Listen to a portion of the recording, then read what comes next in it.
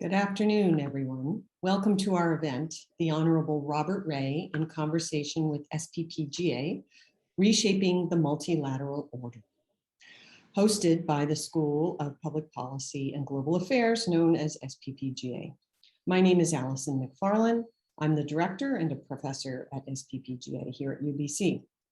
Before going further, I would like to acknowledge the traditional, ancestral, and unceded territories of the Musqueam peoples, where the UBC Vancouver campus is located. I offer immense gratitude and thanks to the nation and to the Musqueam peoples who have been the protectors of these lands and waters for millennia.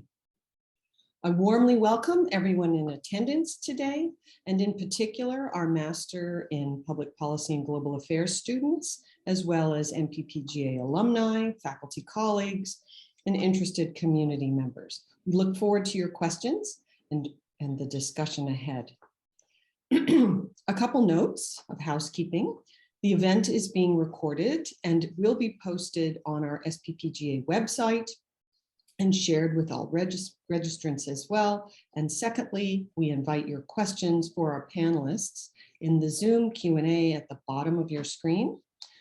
And I'm particularly thrilled to hear from the Honourable Robert Rae, Ambassador and Permanent Representative of Canada to the United Nations, at our event today.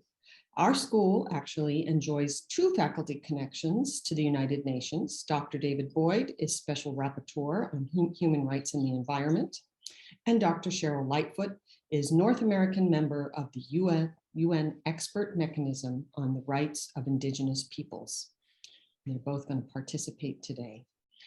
It's now my pleasure to introduce my colleague, Dr. Paul Evans, professor at SPPGA and the HSBC Chair in Asian Research here at UBC.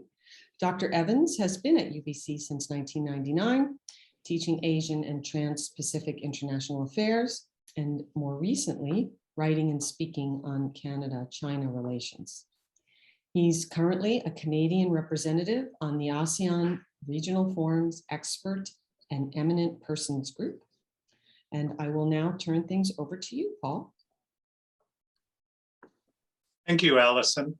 This is a special occasion for us to welcome a Canadian that has been in the sphere of public service for since the early 1970s, and has played a kind of distinctive role, not only in the multiple roles that he has played in political life, but as something of an intellectual in political life.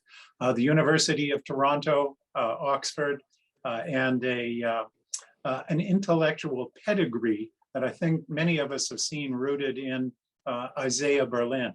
It's been fascinating over the years to compare some of the thoughts of Bob Rae, the politician, with Bob Rae, the student of Isaiah Berlin, and a political philosopher.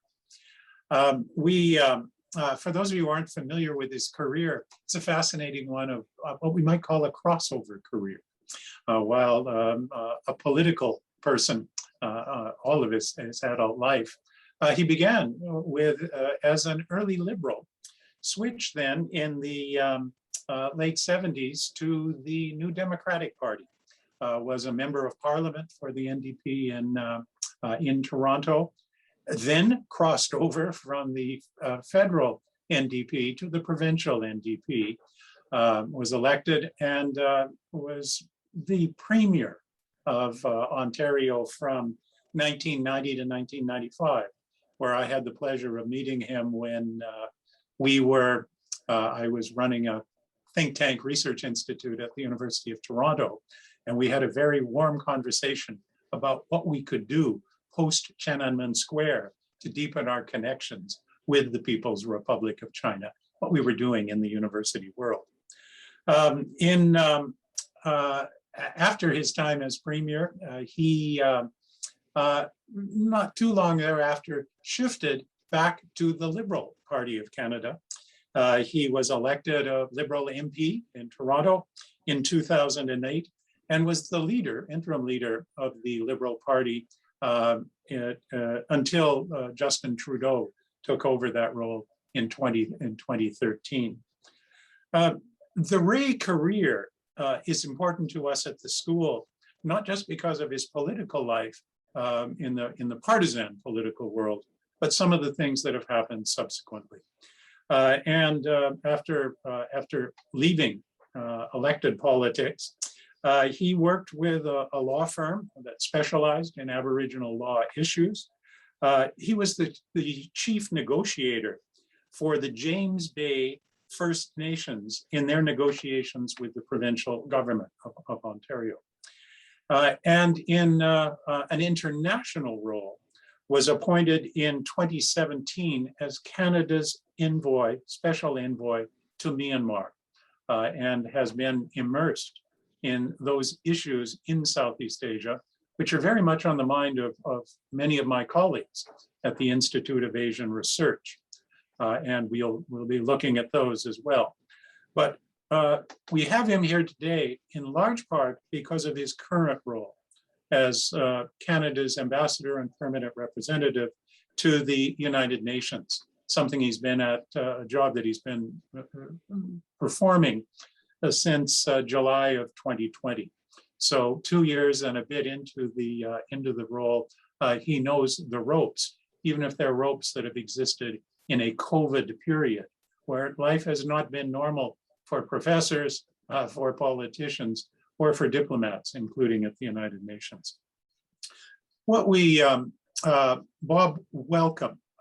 It's such a treat to get you to this side of the mountains, if only virtually today, and to enjoy what we hope will be an interesting conversation. You're a known character.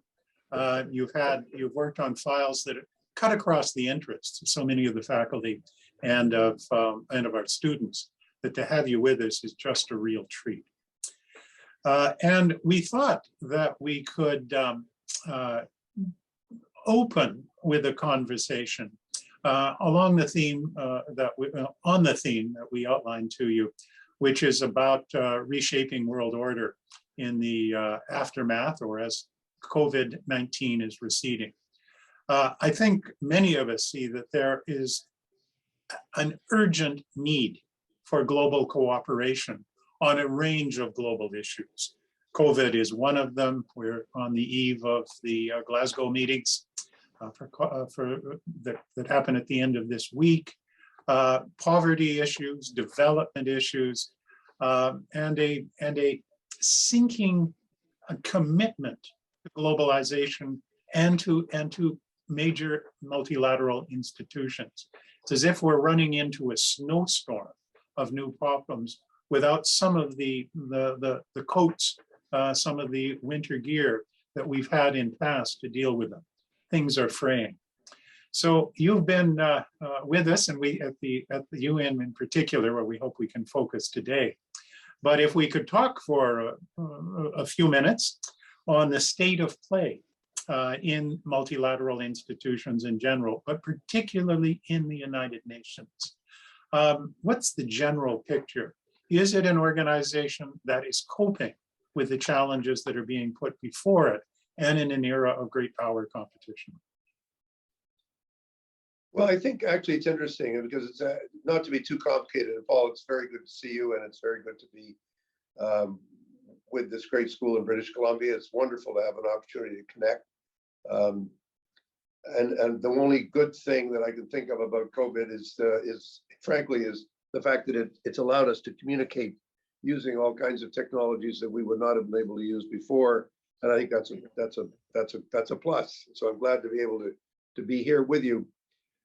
I think somebody said when I first came here, said to me, you know, the UN actually works really well in practice on the ground where it's delivering programs.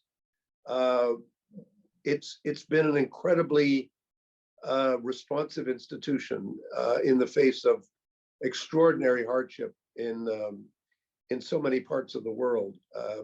So when we look at things like the response to humanitarian crises, such as we've seen in so many different parts of the world, Yemen, now Afghanistan, the Sahel in Africa, the Colombia, Venezuela, challenge, millions of refugees suddenly,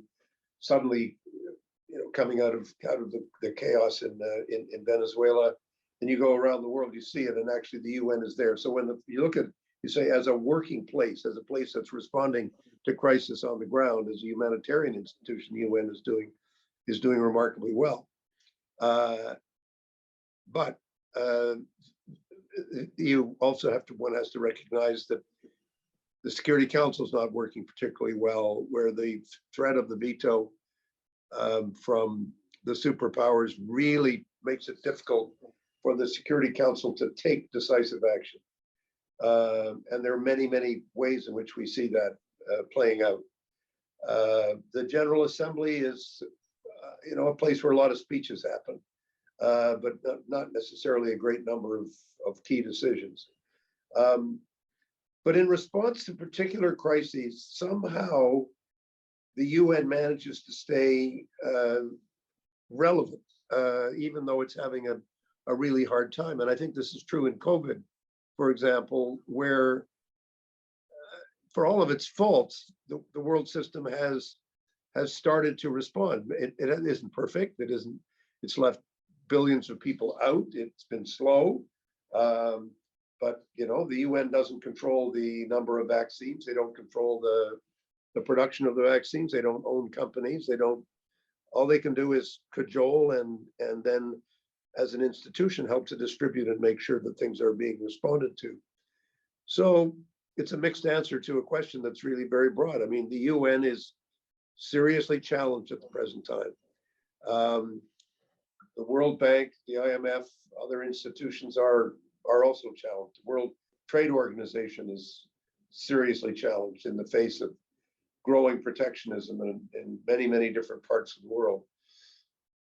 But the UN is still a place where people come and where people try to figure out a way of solving problems. A place where at a political level, a lot of very constant, whether they're effective or not, conversations take place. WTO is a place where they're trying to find a compromise on the question of vaccine production. It's taken a long time, too long, in my view. But it's a challenge place. The architecture is very, very imperfect. I always use the line from Leonard Cohen, which I still think applies. There are no perfect offerings. There's a crack in everything, but that's where the light gets in. So what we do here is we provide some little areas of light that sometimes help to make things a little bit better, but it's certainly not a world government. I mean, it's got a budget that's probably smaller than the city of Vancouver. I mean, to run the place, to run the chairs and nuts and bolts, and to run it, this is not an overly well-funded institution. It just isn't. How has COVID affected the operations of the UN? There's subject areas where it's needed, but what is the UN functioning differently in New York and in its multiple agencies because of the pandemic? Sure, absolutely. We've been functioning really on Zoom as an organization. I mean, we have in-person meetings to an extent now. We had more heads of state coming to the fall session. As you know, high-level week starts in September with the arrival of the heads of government from around the world, and a chance for an incredible number of informal meetings and gatherings and discussions of one kind and another. There was none of that last September, like zero. There's some of it now. The UN General Assembly meets, other meetings are taking place. We're slowly coming out of the cocoon. It's obviously affected travel, so that maybe that's not such a bad thing, but it has affected our ability to get around, to have large meetings and conferences.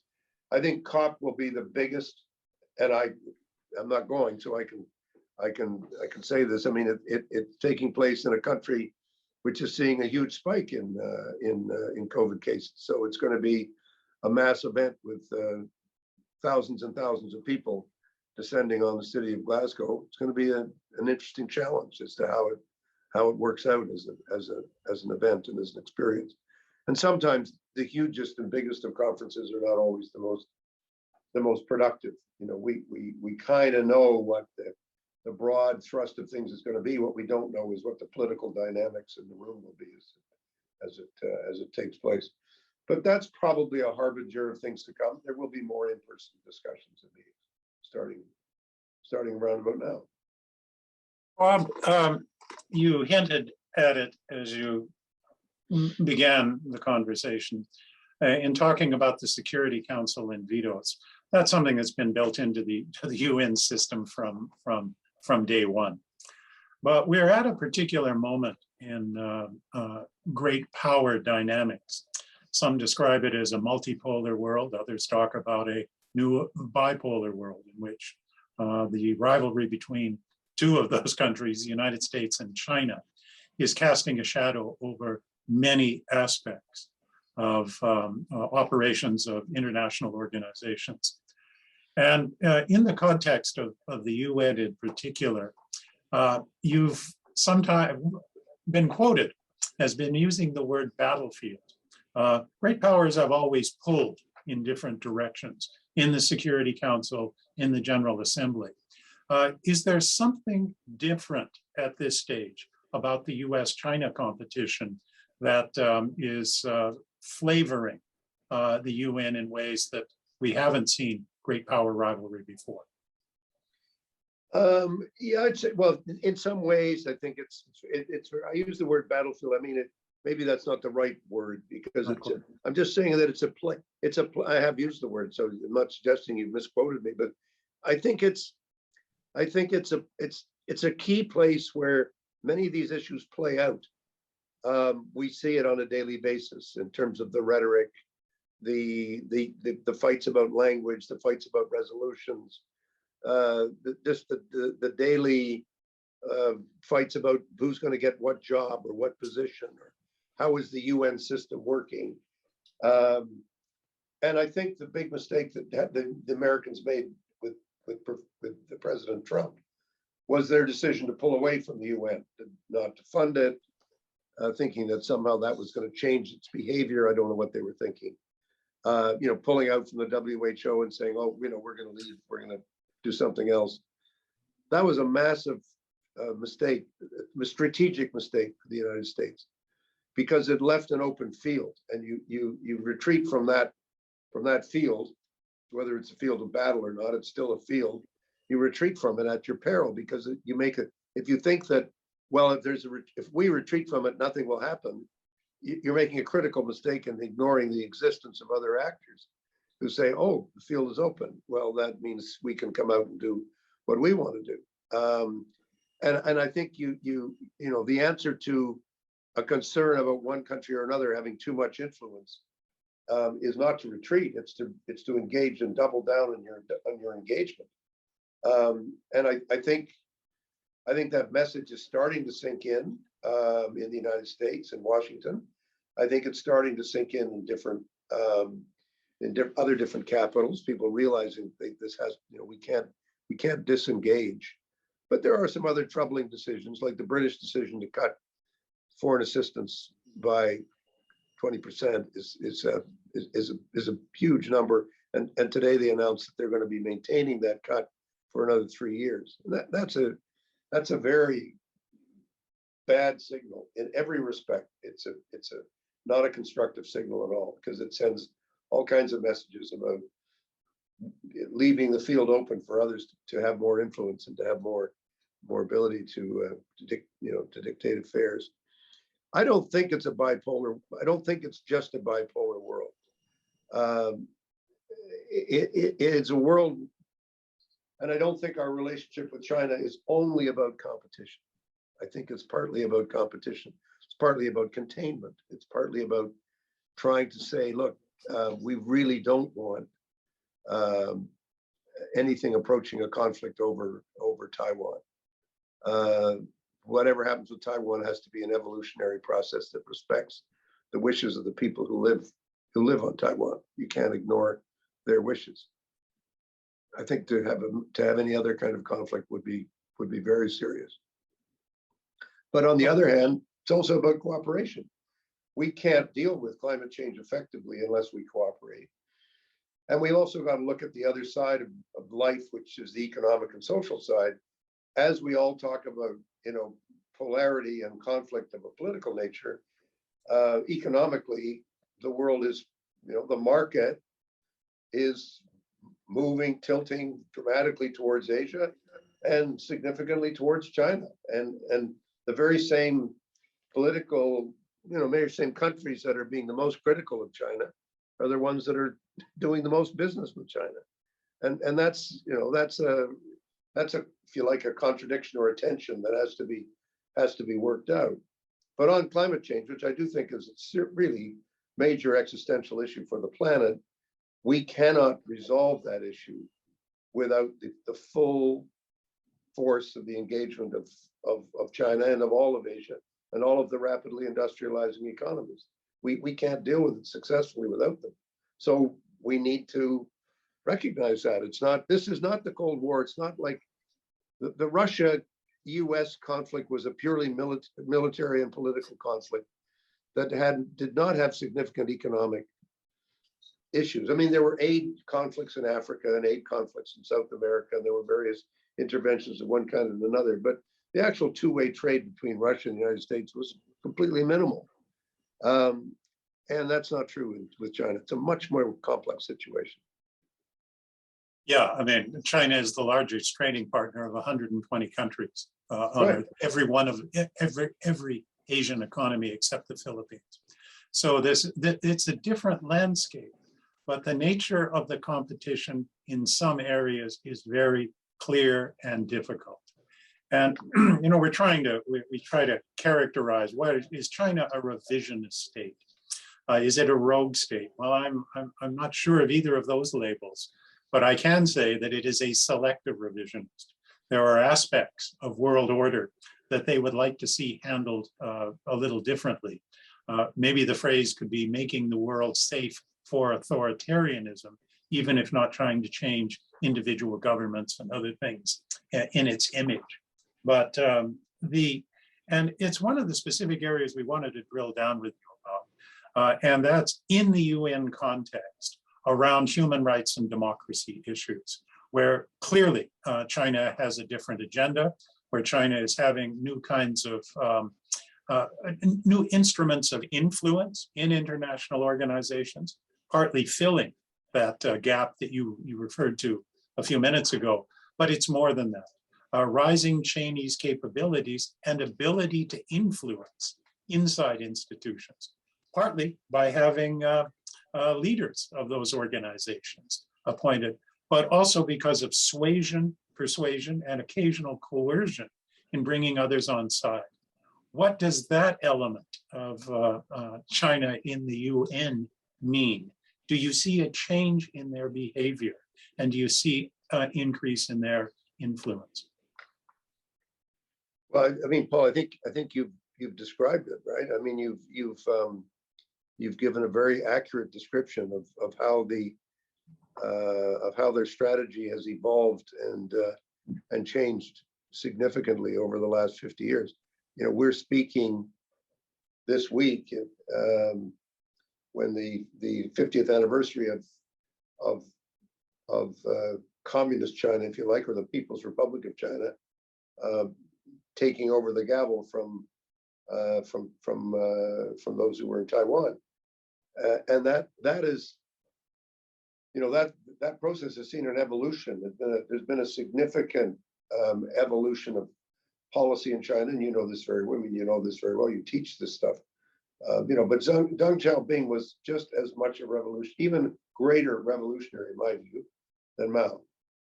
I think that Deng Xiaoping's determination to enter into global institutions, sure, and to do that as part of a deliberate strategy that would force change inside his own country, allow people to make money, industrialize the economy. I don't think he himself imagined how far and how fast this would go. I mean, it was an extraordinary step, and it's been I think the most dramatic change in global politics in the last half century. I don't think there's anything that competes or compares with it.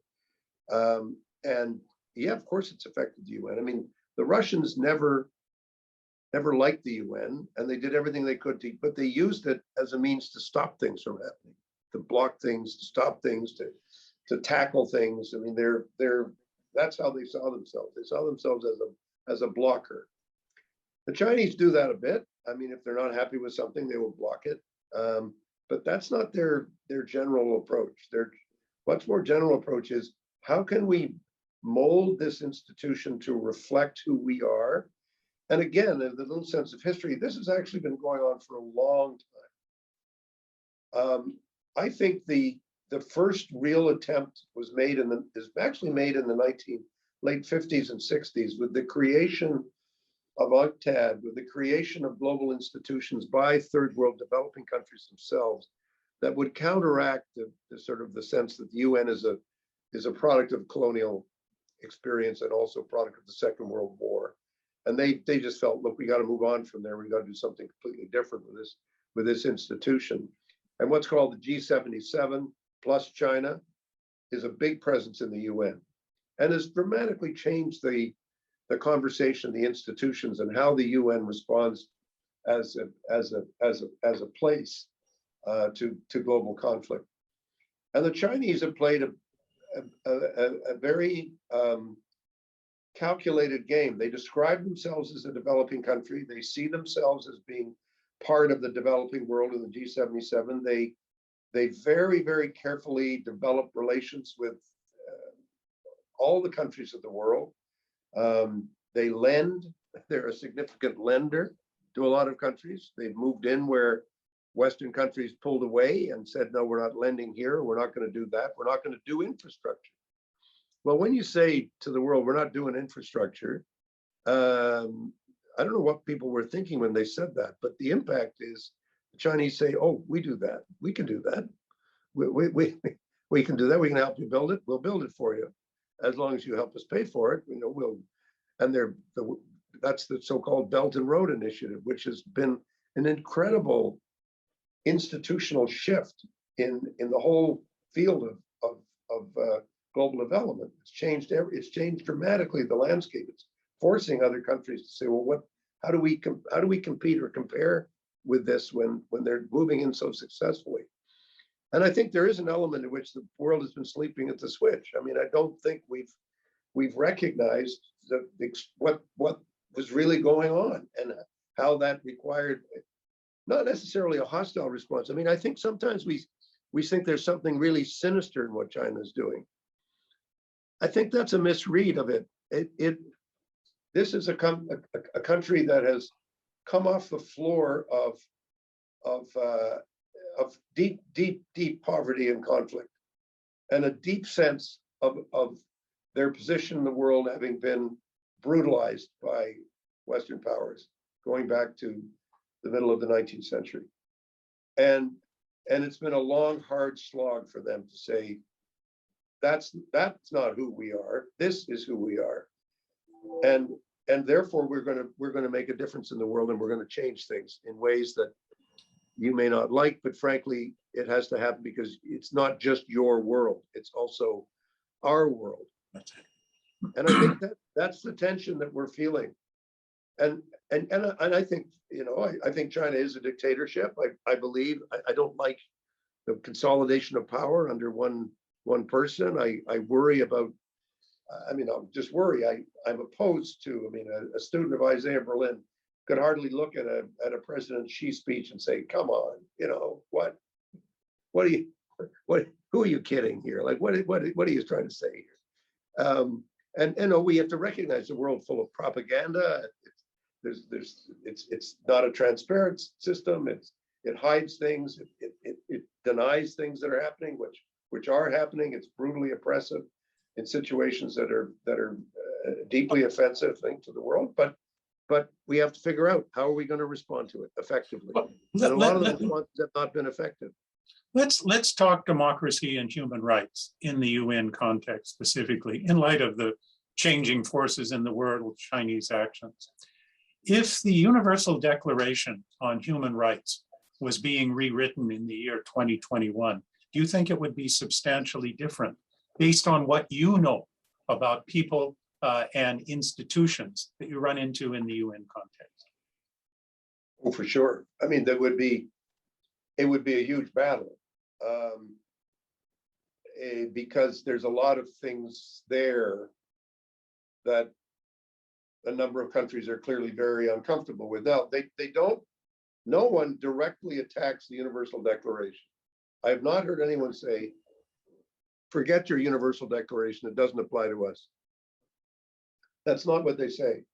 What they say is it's a product of a particular time. Right. It doesn't take into account other rights and the expression of rights, although the Universal Declaration does talk a lot about other social rights. It's not a purely individualistic document. And it was, you know, the pen on the document, the drafting of the document was done by a Canadian professor of international law at McGill University. John Humphreys is a very well-known Canadian. And I think what's interesting to me is it's not just the Universal Declaration, it's also the Charter, because the Charter has language in it about human rights and about the rule of law that's quite clear and quite emphatic. And so that it's ironic that the same countries that say we're supporting the Charter and then don't mention those articles and those sections of the Charter which run counter to what they're doing and saying. But sure, there's no question we would have a significant argument. I mean, I can remember going to see with Mr. Chrétien when we were on a Team Canada mission in 1994 to China. And of course, the reporters were all asking Mr. Chrétien, because this was 3 years after Tiananmen Square. They were all asking him, are you going to raise human rights? He said, yes, of course I will. And he does. And he did.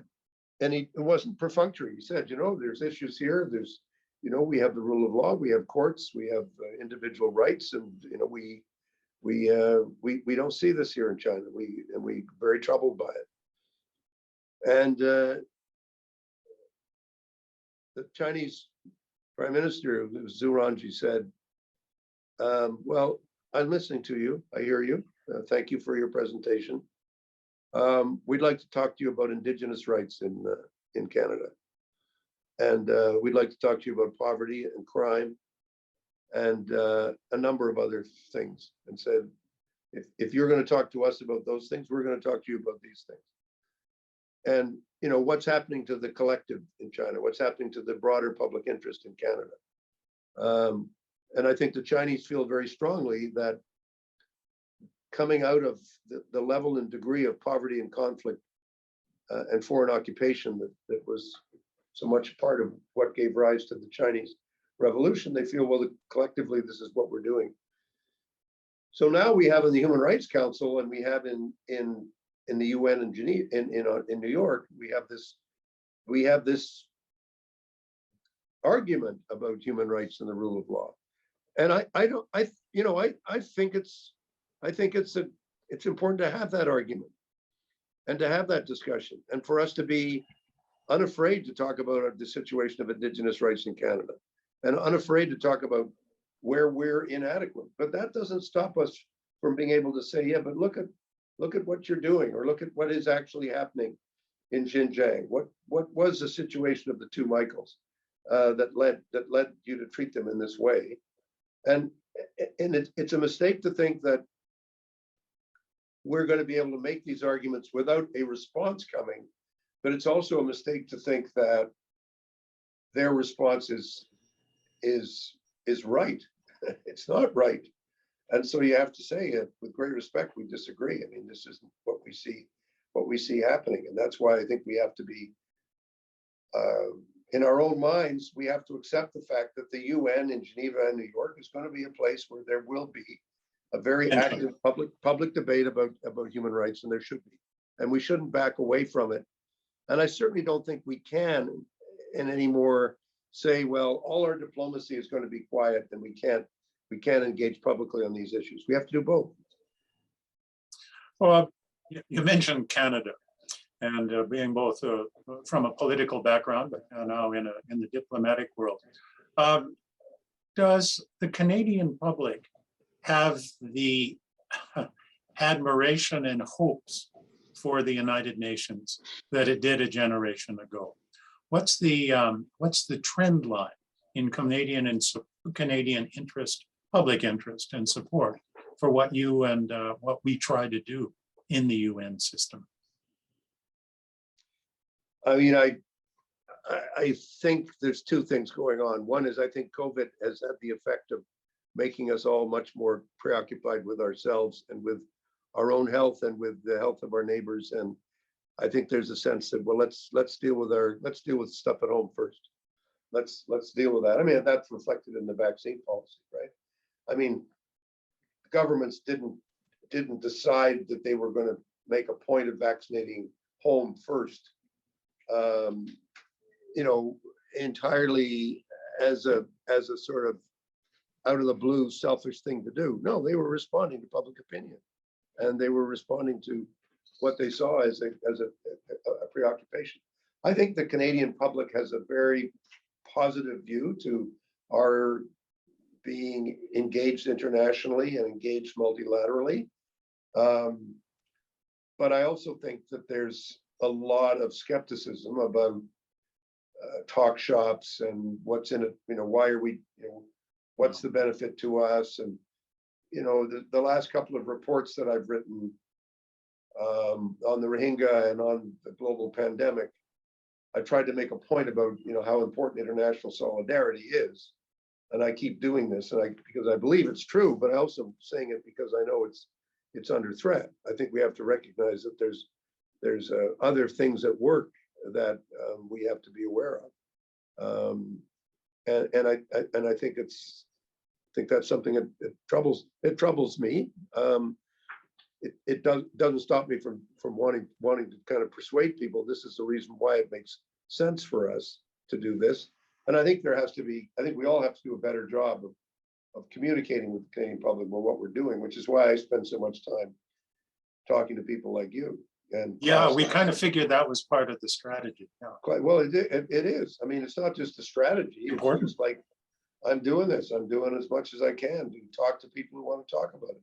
I'll continue to do that. Still in the peacekeeping business? In a different way. We're first of all major funders of peacekeeping. We're among the top eight of the funders of the peacekeeping operations of the UN. We chair the committee of the UN which manages the peacekeeping operations and which manages the budgets and which talks about the strategies and regularly interacts with the Security Council on those issues. We're very involved with the Peace Building Commission, which is a new institution, relatively speaking, 15 years old, that's much more flexible than the peacekeeping mechanism. It's all about building institutions. And I was chair of it last year. We've increased our funding to it, and we're much more involved in on that score. We don't have very many troops on the ground. We have some soldiers on the ground in different places, and we have some police officers and police women and men and women. We have a particular initiative called the Allison initiative, where we're really trying to encourage greater participation by women in peace building and also women in peacekeeping. And that's been a very important part of our kind of contribution over the last 5 years. The big peacekeeping operations are not actually peacekeeping operations. They're wars, and they're effectively trying to deal with the impact of terrorism and more broadly violent extremism in very difficult situations. So the UN is in Sahel, it's in the Congo, it's in parts of Africa, obviously doing some other operations in Iraq and elsewhere. I think those operations tend to be from countries within the region. There's always a risk that a large number of troops from Canada or elsewhere would be seen as pure and simple outsiders, or at worst, sort of a repeat of colonial activity. So we have to be very sensitive to that. I still think that we need to look at opportunities where we can engage more successfully. We're doing quite a lot of work in training now. I'm hoping that I can we can do more in that area, but it'll take some decisions from the cabinet to do that. The Sustainable Development Goals. Many of our colleagues at the school and our students are interested in the development issues, how far that agenda has moved forward and not moved forward, in part because of COVID and other difficulties that not only distract attention, but have pulled resources away and some enthusiasm. In those kind of things, some of the big UN objectives, has COVID really made a difference on the ground? Well, COVID has been devastating. And mistakenly, COVID is described as a leveler. It's not a leveler. It's a magnifier and a revealer of the extent of global inequality. You know, the world of development is not just the world of aid and of grants, and it's a world of economic development. I mean, the greatest transformation as I was talking about China, it's also true in India. India stopped receiving aid money from anybody. They didn't want it. They said, we don't want this. We want to create our own industrial structures. We're going to move forward. We're going to develop. You develop. We're going to develop.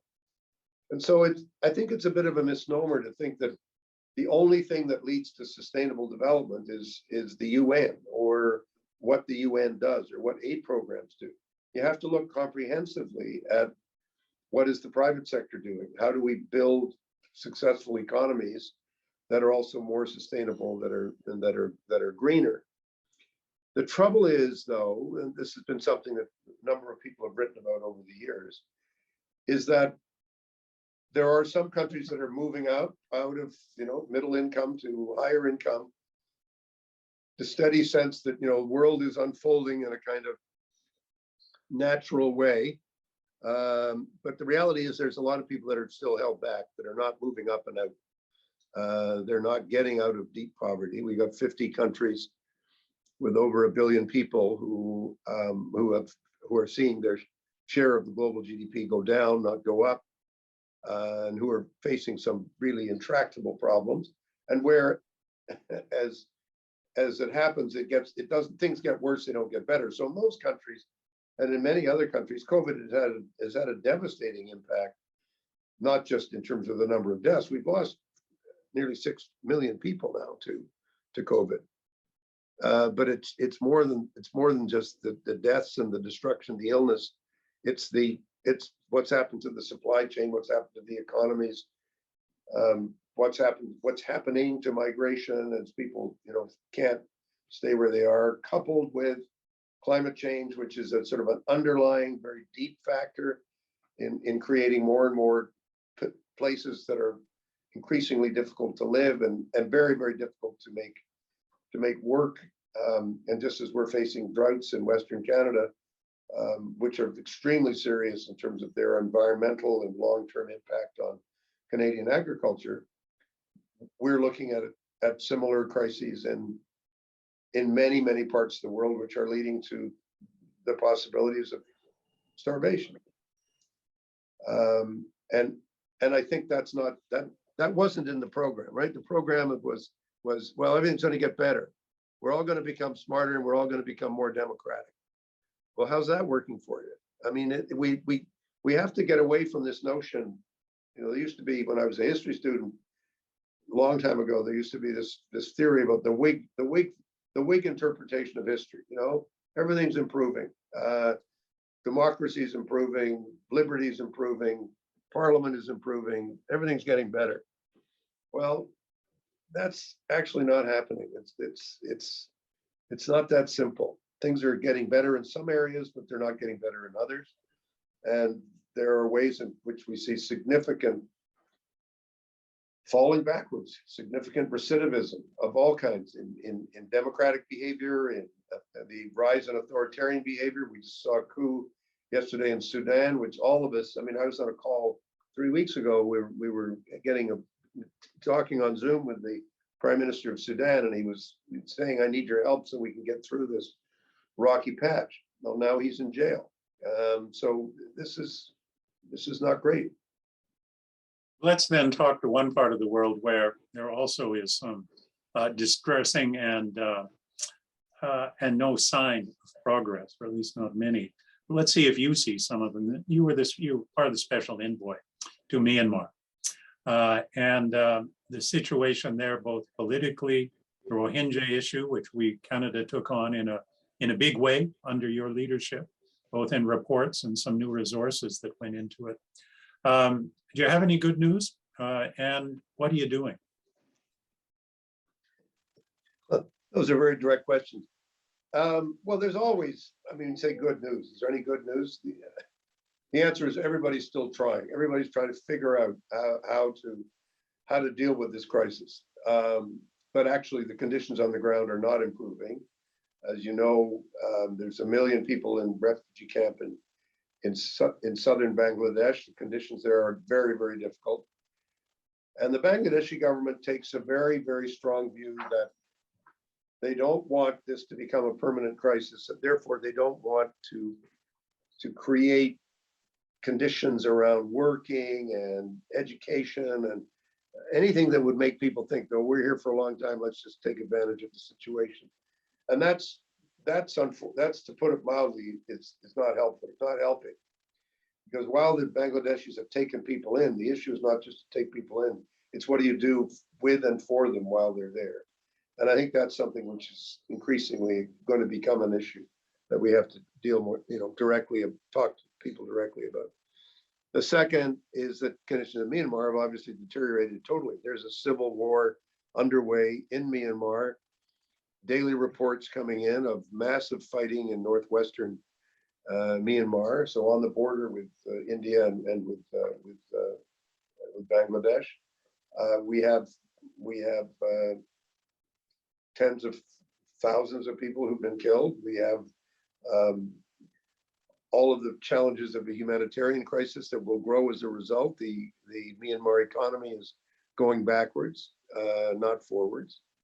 Last week, ASEAN said you're not welcome to come to our meeting, which I think has never happened. There's been lots of dictatorships in ASEAN, lots of coups and generals taking over and things of that kind. You know this better than anybody. This is the first time that ASEAN has said it's not going to happen, and I think that's quite a signal to everybody that even the region is taking this crisis extremely seriously and recognizes that it really can't quite go on the way it is.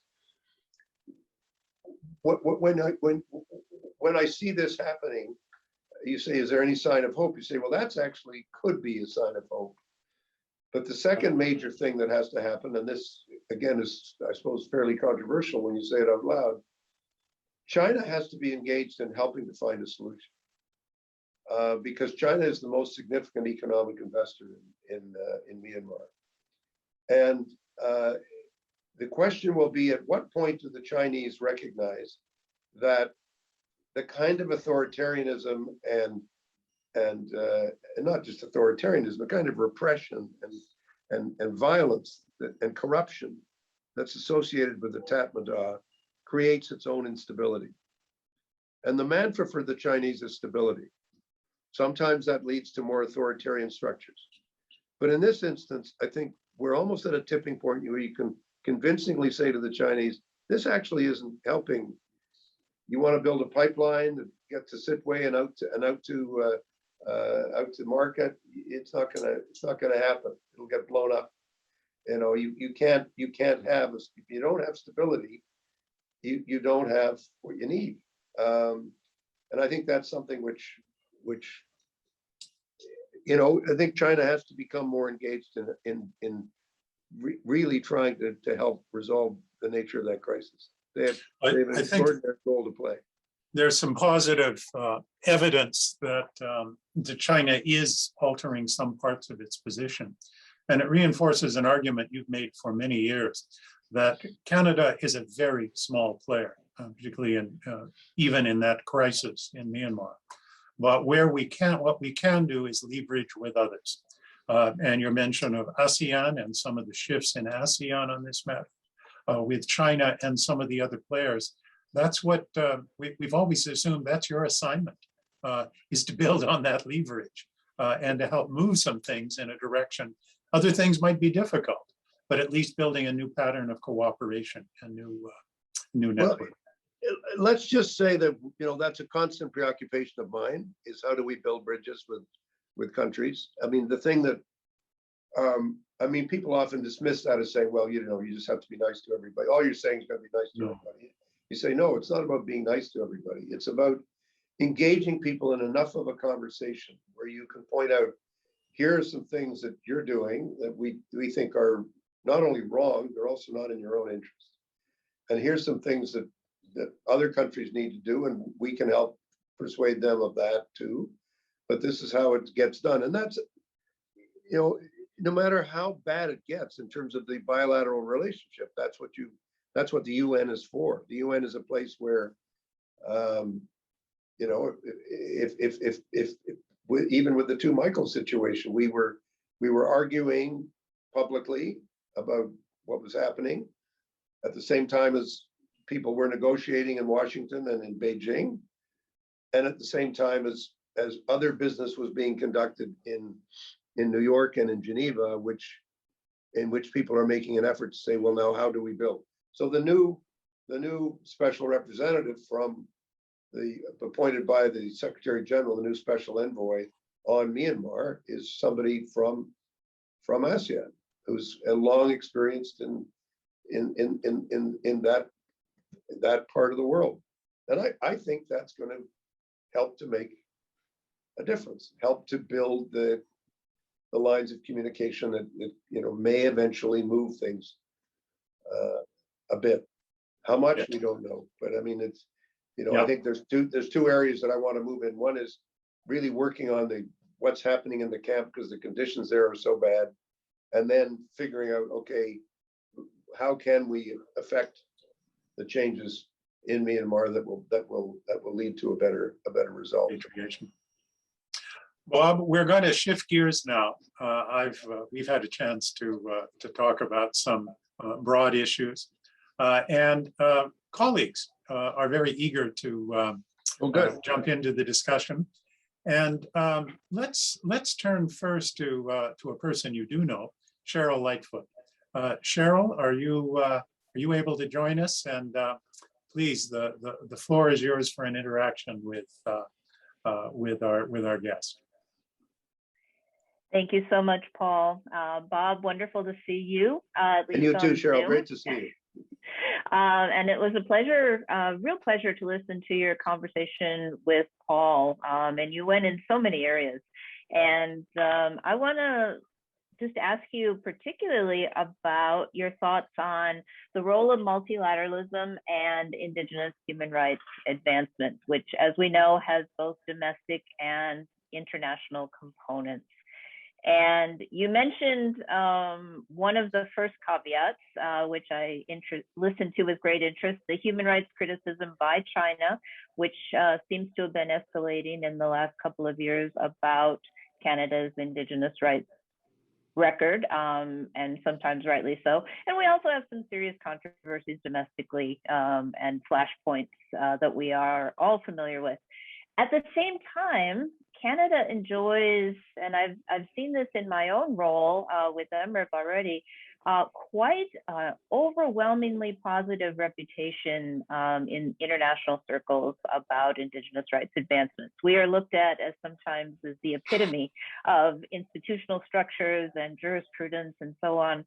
And I'm increasingly attentive to the gap between the reality on the ground, often here in Canada, and that stellar international reputation. And it creates, I think, some difficulties in terms of the politics, both domestically and internationally. And I'm just wondering if you had some thoughts on how we could work on either closing that gap between perception and reality, or leveraging it in particularly clever ways. Well, I think those are great questions. I mean, I think the thing that came, and as you know, as Paul mentioned, I spent 6-7 years after my left politics in 2013, working out of a law firm that specialized in Indigenous issues, OKT in Toronto, and working on a number negotiation files and teaching at the same time at the other school in Toronto, where they offered me a job. So I mean, I you know, UBC did not. So what can I do? What can I say? I think it all came home to me in New York, you know, where you realize that we were very active, engaged internationally in negotiating UNDRIP. There wouldn't have been an UNDRIP if it hadn't been for the Indigenous leaders in Canada.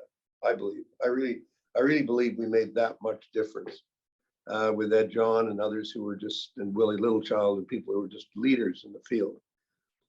At the same time as when it came time to sign the UN declaration, we didn't sign it. Because domestically, the government said we're not there. It's, you know, it's aspirational, and then they did sign it, saying it's, you know, with an asterisk, saying it's only aspirational, and now finally we have the government introducing legislation that says yes, it's part of the law of Canada, and the UN declaration is now part of our law. But I think as a Canadian, I think the thing that I'm more, you know, increasingly aware of is just how big our challenge is domestically. And our only strength in dealing with that is to be honest about it. Is to say we do have this gap. I mean, I think frankly, we talk about this more than most countries, more publicly, more clearly. We're not pulling our punches when we talk about it. I don't, you know, when I speak about these issues in the UN. And I think that's good. I mean, I think the Prime Minister, was first speech that he gave as Prime Minister of the United Nations, 90% of it was about the Indigenous situation in Canada. Why did he do that? I think he did it because he wanted to make sure that the rest of the world knew, particularly the colonial world, the decolonized world, knew that we're part of that history. We may not have admitted it to ourselves. We may not have embraced it as part of, you know, the narrative in Canada for a long, long time, but now it is part of our narrative. It is who we are, and that therefore means that we have a particular obligation, I think, to be talking about this issue with our friends, but also to be really trying to engage with the UN. And I have to say that at the UN itself, once the UN declaration was negotiated, a lot of member states are really not prepared to do much more and say, okay, well, now what do we do? And one of the things that we're trying to do here in New York and in Geneva is say the issue doesn't end with the declaration. The issue now is how do we actually make good on the declaration and deal with those conflicts in those areas where we have to extend the law, and not just the law, but extend, you know, what's going on in countries. So we're working with the Special Rapporteur. We're working with the UN system to try to say, how can we move this forward? And I think that's going to be clearer and clearer as COVID recedes and as more and more in-person meetings happen. I think that's an issue that's going to be very much with us. We talk about it with the Australians, New Zealanders, the Mexicans, and the US and others. I mean, we are having serious dialogues about it, and we're going to keep on doing it. But it's a very important part of my mandate, and I think you'll see it's going to be a very important ongoing part of the mandate of the Government of Canada, as we look at the international dimension of our own situation. And obviously, it's not just it's necessary to do this because the publicity about what's going on in Canada is unavoidable. What happens in Canada becomes an international issue. It's not just a national issue. It's an international issue with international dimensions, and there's no avoiding that. There's no hiding it or saying not important. It's there. It's with us. And the school will be keeping an eye on you too, Ambassador Rae, on this particular file, I guarantee you. Let's shift to David Boyd. David, please, I don't know where you are today, but join us. Thanks very much, Paul, and Ambassador Rae, thank you so much for taking the time out of your incredibly busy schedule to share your insights and experiences with us today. want to actually thank you for something you did back when you were Premier of Ontario, which was oversee the introduction of the Ontario Environmental Bill of Rights, a pioneering piece of legislation, at least from a Canadian perspective. And so I'm sure your interest was piqued a couple of weeks ago when the Human Rights Council, for the first time, adopted a resolution recognizing the right to a clean, healthy, and sustainable environment. 43 votes in favor, none against, 4 abstentions from China, India, Russia, and Japan. And part of the resolution said that, or requested that the General Assembly consider the matter. And so I'm quite curious as to your thoughts. I mean, Canada does not yet recognize the right to a healthy environment at the federal level. There was a previous bill introduced that would have amended the Canadian Environmental Protection Act last session, but it didn't pass. So as this critical issue comes before the General Assembly in the months ahead, I'm curious as to your thoughts on this interrelationship between the environment, climate change, and human rights, and whether Canada will be on the right side of history this time when the General Assembly votes on this matter. Well, it will if I have anything to say about it, and I certainly hope we are. I think it's something that unavoidably will come to us in our debates this year. I don't think there's any avoiding it. Generally speaking, we play a bit of UN in Geneva, UN in New York, back and forth, whether it's WHO stuff or whatever it is. There's much more kind of closeness and less of silos between us. We're in constant conversation about this issue. I think it's part of a broader, 2 broad trends I think we're seeing. One of them is on the environment. I think there's some very exciting and in part Indigenous inspired court decisions and legislation, which talks about, the personality of rivers, the legal status of a forest, the protection that's there belongs to something beyond just people, and that's one part of it. The second is that, and this is something that's really happening now in the UN, and I think it's happening in UN institutions and even other international institutions like the OECD. The implication of climate change is that we're actually going to have to find a different model of capitalism. I actually don't think the battle is between socialism and capitalism, or communism and capitalism. I don't think that's actually the debate. I think the debate much more is about what kind of capitalism are we going to have, and how can we inject inclusiveness, sustainability, and an understanding of our limits into our economy, right into the heart of our economy. And I actually think that's starting to happen. Companies are thinking more and more about the consequences, the environmental consequences, the environmental legacies of what they're doing. And this has been going on in Ontario politics going back to the 1960s, and even earlier, but certainly in the 60s, when Pollution Probe started as an NGO and started to talk about, well, where's our garbage going? Wait a minute, it doesn't just go, just because it's out of sight, it's left your doorstep. What happens to it then? Where does it go? And as that's the meaning of, to me, the meaning of sustainability is understanding that everything goes around in a circle. It comes back again. It's not, you can't just, pretend it's going into the atmosphere. We don't have to worry about it. I mean, we have to understand there's only one planet, and it has physical limits to what it can sustain, and we can't produce things in a way that threatens the sustainability of life. I think and that's a different philosophy of economic production, but in particular, it means that the way we enforce that, in part, and that was the purpose of the Environmental Bill of Rights, and I'm delighted that you mentioned it, David. The purpose of the Environmental Bill of Rights was actually to force governments and give citizens rights, and force governments and companies to understand that this is not just something they can ignore. The environment itself needs to be protected, and we need to empower citizens to be able to protect it. Yeah, I also think it's a false dichotomy to talk of socialism and capitalism as if they're contradictory things. I mean, if you look at what the Norways and the Swedens and the Finlands of the world are doing, it's a form of it's almost a hybrid between socialism and capitalism. Much Totally. stronger environmental records, much more generous official development assistance policies, and I think a model that's worthy of emulation. Total. Well, I may have changed parties over the years, Yeah.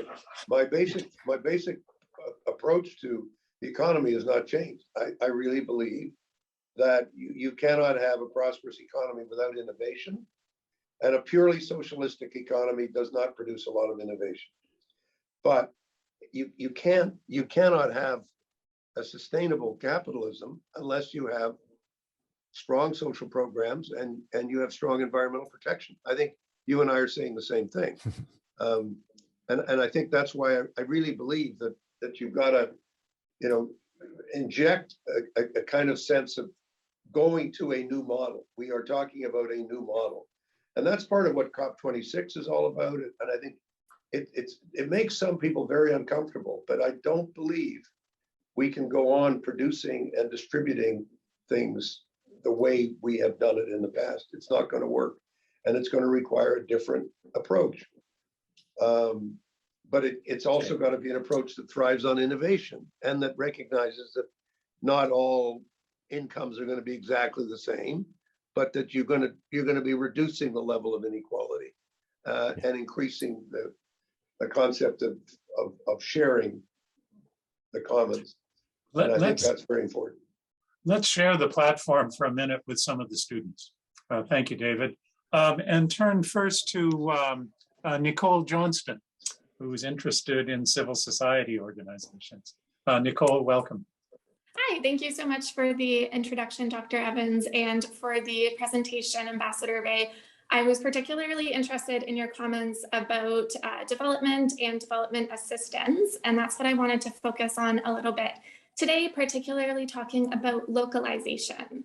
So my question for you is, has the COVID-19 pandemic shifted Canada's approach to or perspective on localization of international development work? Is there a role for multilateral institutions such as the UN to mobilize their resources and networks in support of local civil society? And as a leader in the field of localization, particularly in resourcing women's organizations and movements, is there an advocacy role that Canada could play in opening this discussion? Thank you. Thank you very much, Nicole. I mean, in the report that I wrote for the government called Global Pandemic Needs a Global Response, I talked about this issue quite a lot. There's a very strong bias in our current ODA system to, giving chunks of dough to big institutions. It's seen as being fairer. It's also seen as being, frankly, easier to do because we're a relatively small country. And so we do that. And we're also supporting the multilateral institutions. So that's seen as a good thing. The problem with that is that it doesn't lend itself to what I've finished talking about, and that is innovation. Where's the innovation going to come from? I did a lot of work with in interviewing talking about the refugee crisis with locally based refugee-led organizations, many of them led by women. The big institutions won't necessarily fund them. They don't have bank accounts, or they don't have the structures. They can't report every 2 months to whatever the reporting requirements are. They don't have big bureaucracies to do this, but they are producing much greater innovation, and COVID actually has demonstrated their vitality. If it wasn't for local NGOs, if it wasn't for the women's-based organizations in camps, more and more people would have died. It wouldn't, because the white vans of the big agencies pulled out. They all had duties of care, obligations to their own employees. They said, "You've got to come home. You've got to come away. You've got to leave." Well, that's the duty of care is maybe applies to your employees, but the duty of care also applies to people who are stuck behind and who don't have the money and don't have the means and don't have the ability to go somewhere else. They are home. Wherever they are is their home. So absolutely, it's important for Canada to do that. Are we doing it? Yes, we are. Are we doing it as much as we should? Probably can do more. I think more. Are we advocating? Yes, we are. In fact, I just was on a call this morning with a refugee-led sort of think tank that's trying to create the dynamic among a number of countries think even more creatively about how we can change the system to move it into this important direction. I think we have some allies. I think Samantha Power is an ally in terms of her approach at USAID. I think she's trying to absorb some of these concepts and ideas and apply them. And I do think that we are going to be moving forward more in this direction, and I'm looking forward to continuing to do that. Thank you, Nicole. We have one other student lined up, Panthea Pormalek. Panthea, you're on. Welcome. What's on your mind? Yeah, thank you, Professor Evans and Ambassador Rae, for a great conversation so far. I want to ask you about the online and offline harms that are posed by rapid digitalization and emerging technologies to human rights, and especially the human rights of women and girls. I know this has been an emerging topic of discussion in UNGA and Human Rights Council resolutions, ARIA formula meetings by the Special Rapporteur on Violence Against Women, and even last week in the open debate on women, peace, and security. So I want to ask, given our increased reliance on digital spaces, especially in light of COVID-19, what is the role played by the UN in addressing the digital gender divide and strengthening the protection of women online? Thank you. Well, there's really two issues I think there that you've described, Panthea. I mean, the first one is the digital divide, which is a huge issue. They're both huge issues, but the first one is this question of access and lack of access. We see it in Canada. We recognize it domestically as a growing issue. Rural, urban, quality between different schools, places, regions. It's a big deal for Canada. We're a huge country, and we know that it is a critical issue. But the second thing is a little different, but it's also extremely important. And that is the extent to which social media and other means of communication on the internet are unpoliced, unregulated, essentially. And we have not cut the world of regulation and protection has not caught up with what's going on, with the extent of trafficking and massive threats to people, disinformation, abuse of various kinds, hate. All of these are extremely significant. I would have to say, though, that the debate is just starting, because it gets us into so many difficult areas around freedom of speech. How do you distinguish between speech which is outlandish or maybe politically incorrect, but is not directly threatening anybody? It's just how do you deal with stuff that's offensive but maybe not illegal?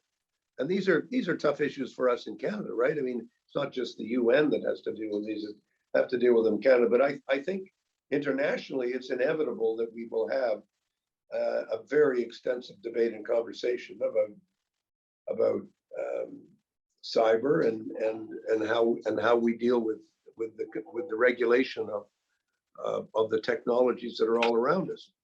Without sounding like too much of a frustrated teacher, you need to think about a little bit about how every technological revolution caused great harm as well as some benefit. And eventually people said, we've got to even this out. We've got to regulate this in a new way, whether it was during the Gilded Age or after the Great Depression. There was a great movement afoot to say, we got to deal with this. I think we're at the beginning of that kind of a phase with the digital revolution. I think we can see its benefits, and then we understand its harms. For a while, we were all caught up with the benefits. Oh man, my goodness, I can watch whatever I want on my iPad. I've got the world at the tip of my finger, literally. And then we realized, wait a minute, what are we doing with the content? How are we dealing with access? how are we going to ensure that there's some kind of protection for the public? And these things are coming into the UN now. I mean, there's part of a conversation. But when you have some very authoritarian governments saying, you know, Mr. Rae, you're right, it's time for us to clean up the internet, I start saying, ooh, wait a minute. I am not sure we have the same definitions of what it means to clean up these institutions. Chinese regulate the internet a great deal, and what's coming in, they censor it.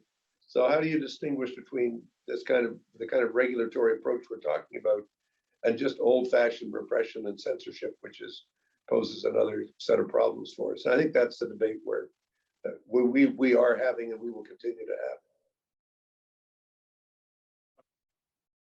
have. Have a new old government just elected again in September. Many of the same faces and the key players, or some positions have shifted. On balance, it's going to be a continuity or continuation of an approach to politics. And one of the dimensions that our students ask frequently about is the feminist foreign policy for Canada. It was in Panthea's hidden beneath her question on that. What is the status of that? And has it been a hit? Has it been useful and moving forward in the UN context? Well, the simple answer to that question, it depends who you ask. I mean, if you ask a number of agencies which are specifically dealing with the very, very deep challenges that women are facing in many, many countries, the level of inequality, the level of abuse, the whole issue of sexual and reproductive rights, the need to have stronger policies that not only end harassment, but also ensure equality and focus on the issue of women's equality.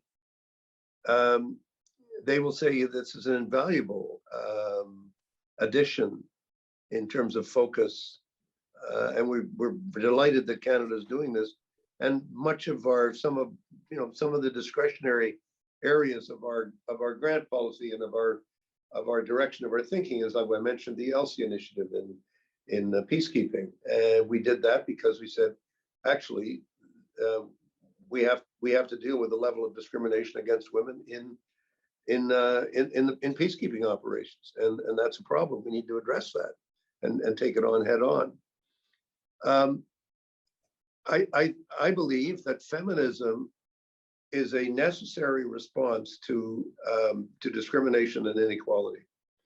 And I'd say without any hesitation that I am a feminist and have been one for a long time, and have expressed my feminism in a variety of ways. I believe that there are countries that are very resistant to hearing that and say, "Whoa, well, that's just, you're going too far. You're pushing, you're interfering in the internal affairs of our country." A number of other countries have joined us: Spain, Sweden. Certainly, the Netherlands is very much in line with our thinking. A number of countries are moving in a similar way because they recognize that really providing for deep equality in our societies is necessary for human prosperity, for our societies to be truly human. We can't have a situation where people are being discriminated against as badly as they have been. So I do think it's good for Canada to be a leader in this field.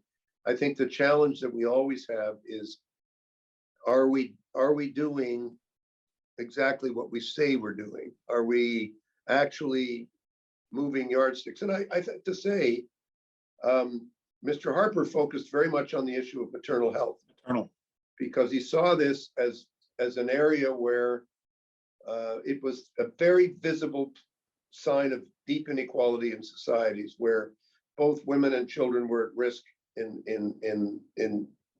giving birth. And so let's deal with that. Let's focus on that.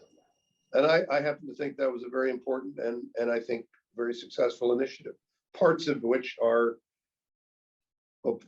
very important parts of which are still very much part of what our aid programs are all about in a number of countries where this issue is particularly challenging for women, and so we're trying to help deal with it. It's really interesting, and we'll see how it plays out in the next phase of our government direction.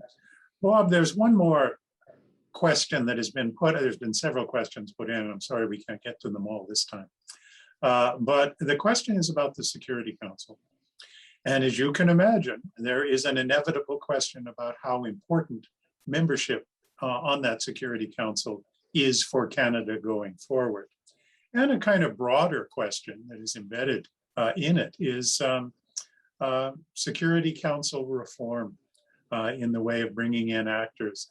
Are we in a period where we're frozen on both of those fronts? Well, I don't think there's going to be a sort of a vacancy. And just to go back, we are a member of what's called WEOG, the Western European Other Countries Group. We have not had a clear slate for quite a while. Like, that's to say, 2 countries for 2 spaces. And if you look at are there any openings in the next few years? The reality is no, there aren't immediately apparent. So that, I think, will impact any government's decision on, are we going to try this again? If I were to say it doesn't matter whether you're on the Security Council or not, people would say, well, you're just sour grapes. I mean, you wanted to do it twice, and now you're saying it doesn't really matter. I would say this, though, is that being here for the last year, of course, being in the Security Council is important, and because it is a place where a lot of issues are discussed, and there's a lot of new information coming in and out all the time. But we have to remember a couple of things. One is, we were only there for 2 years as a non-permanent member. This is not like something we're elected to and we stay there for a long time. And that means it's, most of the time we're at the UN. The last 75 years we've been at the UN. We've been on the Security Council for, I don't know, 10, maybe 12 years. That means we haven't been on it for 63 years. So is that other 63 just a waste of time? No, it's not. I don't think I'm wasting my time here. So I don't think others were either. So I think we have to kind of get real about the fact that there's a lot of other stuff that goes on where we can play a very strong role. We are playing a very strong role. And the second thing is that Security Council reform, of course, is important. It's too small. The relationships, it's too exclusive a club. It's too small a club. It doesn't have as good a relationship with the rest of the General Assembly as it should have. And reform is really important. The problem is, here we go again, the veto. You've got 5 countries with a veto, and in the General Assembly, we debate various options for Security Council reform as if we were the deciding body. But under the Charter, it's very clear. You need 2/3 of the GA, and you need all of the permanent members of the Security Council.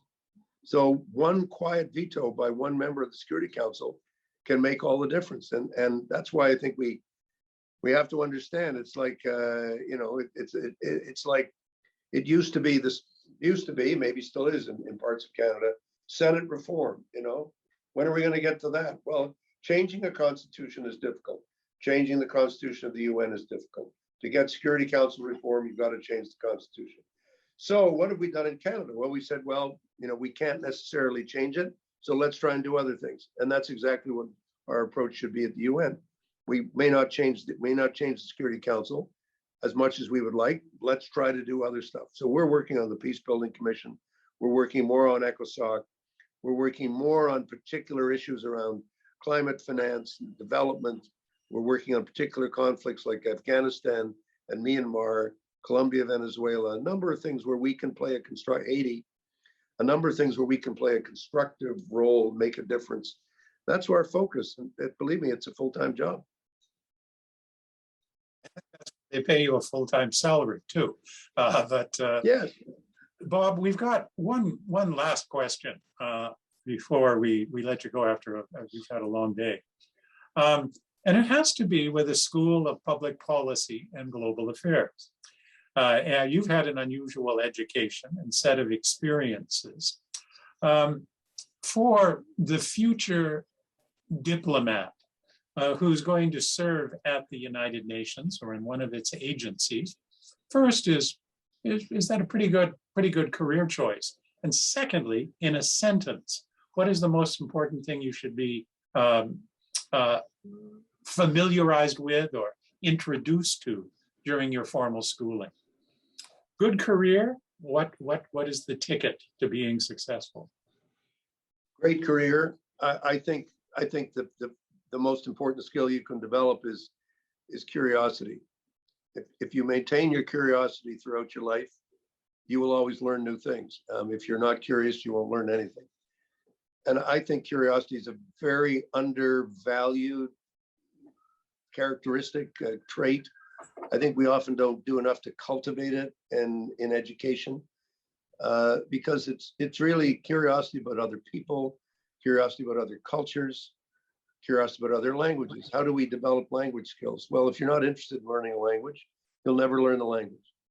And learning languages is important. I mean, it's a very valuable part of international life, is being able to speak to people and listen to people and hear them out and understand the cultures. I mean, it's not one sentence, but it's the same thought. So that's the best I can do. But it's a great career, and great places to work and to participate and to engage with lots of opportunities. And I would commend it to anybody. Well, my portion is over with. It's been a pleasure to get to speak with you again. And I know you think the mountains are some kind of barrier. You don't come this direction very often. I think you hinted that we had to offer you a job. Now that's a big demand right up front, but we maybe can find another way. And what a treat to have you with us today. Well, I love Vancouver and would love to be able to join you in person, but it's great to be able to join you through Zoom, through the miracles of Zoom. Thank you so much. It's great to be with you.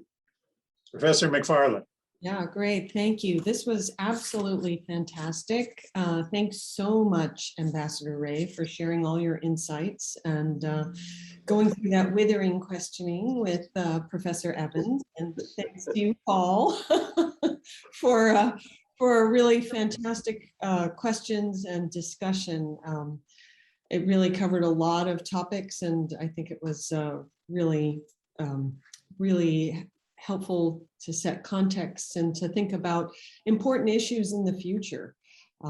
So I really enjoyed it. And I also want to thank our special questioners, Professor Cheryl Lightfoot, Professor David Boyd, and our students, Nicole Johnston and Panthea Pormalek. Again, the recording of this session is going to be available to all registrants, and it'll be on our events page as well. And I think the link is going to be in the chat. It already is. And we look forward to hosting similar events throughout the academic year. And again, thanks so much, Bob, for joining us. Really appreciate it. Thank you. Thank you very much. It's great to be with everybody. And I really want to thank you so much for giving me the opportunity to join you. And look forward to hearing from you. You can follow me on Twitter at BobRae48. That's probably the social media that I use most often, but I'm very happy to engage with all of you. Thank you so much for the opportunity. It's great. And when the time comes and when it's possible, come and see us in New York. It's a great place to visit. It's a nice city to visit. There's stuff going on here. You know, it's fun. And you'll learn a lot just by, I think, seeing how things work. And we will be more open, God willing, inshallah, in the spring. So great. look forward to seeing you. Thank you. Thanks.